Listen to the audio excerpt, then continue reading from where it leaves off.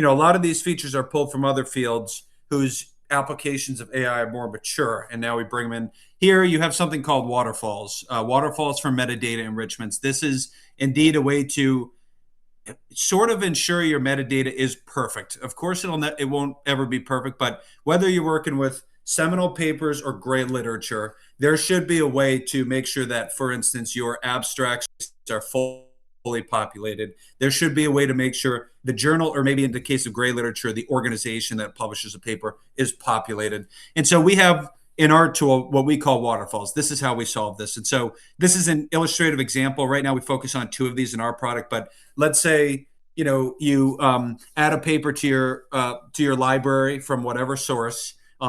Pretend you don't have much data on that paper other than maybe what you bring in from engine like Google Scholar. So you have author year, but you don't have abstract, you don't have maybe DOIs.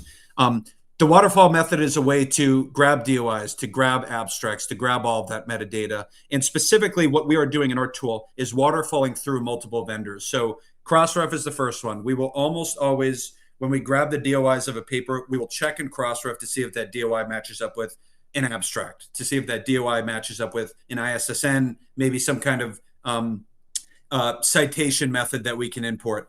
If you don't find it in Crossref, our system is automatically jumping then to another tool. In this case, I'll use the example of OpenAlex, checking the DOI against OpenAlex, looking for abstracts, looking for the full text articles as well.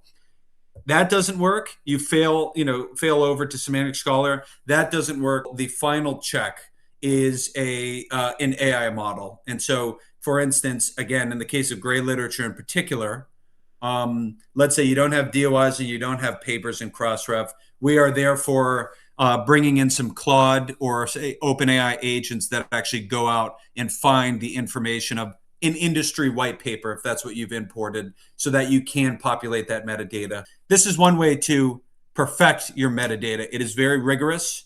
However, it avoids having to do these things manually, and it also avoids having to just totally eliminate papers from your library because they don't have good metadata for citing and referencing those papers.